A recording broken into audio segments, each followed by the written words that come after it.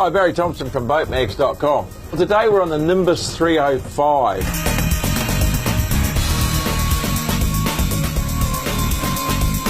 Now, Nimbus is a Swedish brand. It's not a brand that's very well known in New Zealand. Recently, Sports Marine got the agency for Nimbus for New Zealand and Australia, and the Nimbus 305 is the first model that they brought in. They had it at the Auckland Boat Show, Hutchwalco Boat Show, and it was very, very successful. A lot of interest in it. There's 9 models in the Nimbus range. The 305 is the smallest of the 3 in the Coupe range. Now, the big thing is this boat is shaft drive. Now, you don't find a lot of boats 10 metres long that are shaft drives. And it's got a lot of other interesting features which I find really surprising for a boat of this size. Like everything Swedish, it's exceptionally well built with a lot of innovations, a lot of good ideas.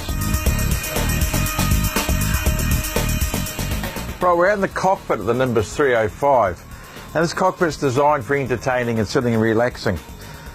Big L-shaped settee around here with storage underneath, dining table here, fold those in like that. This is a nice piece of teak. Great spot to relax. Overhead, I like this. This is an extended cockpit roof, and it goes all the way back, so you've got full protection from the sun and so forth and the rain. But these clears all drop down, so you get a really big area. Walk through here, and you might notice there's no rod holders. So when it comes into New Zealand, Sports Marine Kiwify it. So this here at the moment is for fenders, but you could take this out. Good area to fish from. You can modify this quite easily. Boarding ladder, and because there's no stern drive, it's nice and easy. There's nothing to get in the way. Over this side here, we've got the locker for the shore power, and then we walk back inside. On the starboard side, it's quite a wide walkway. On the port side, there's virtually none, and it's quite a lot higher. This is a proper trench.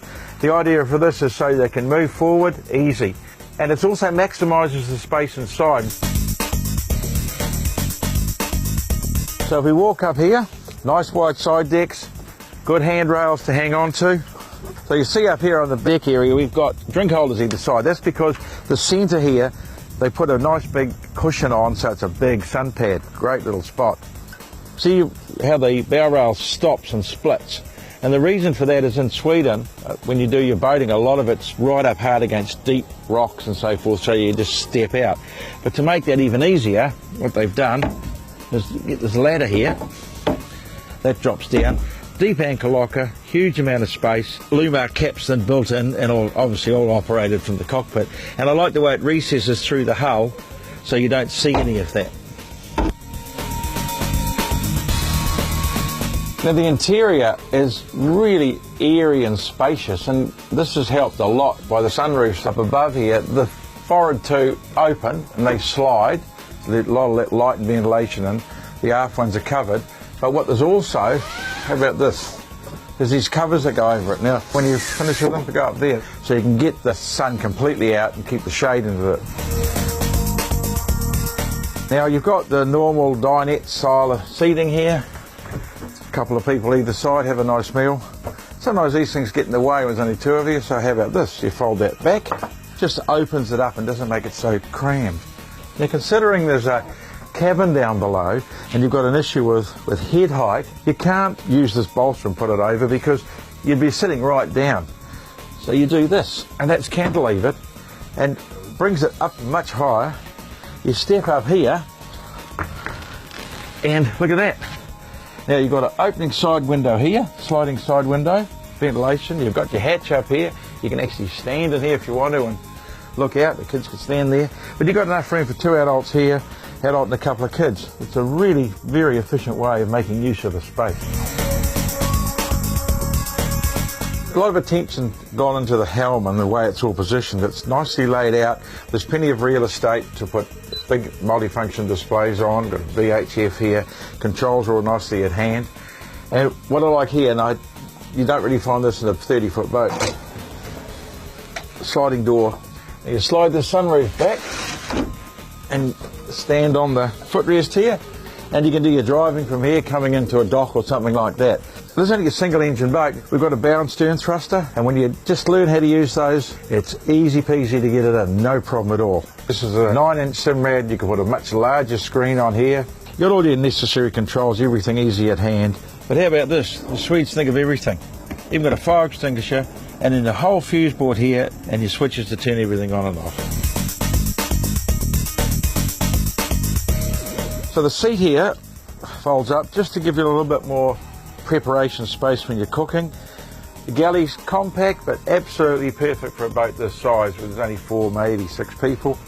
So under the Corian bench top, twin stainless sinks, a ceramic LPG 2-burner with a vent here to pull all the odours away.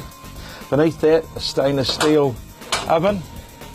And what I like is when you buy the boat, you get all this. Everything's already named with a little Nimbus symbol on, so you don't even have to buy anything there. And underneath the seat here is another isotherm little freezer.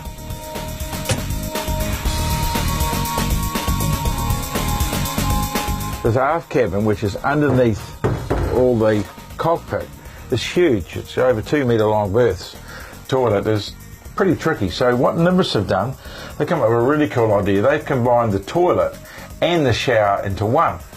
So there's slide that over there, got a handheld shower. Stand up, away you go. Okay, we're going to use the toilet.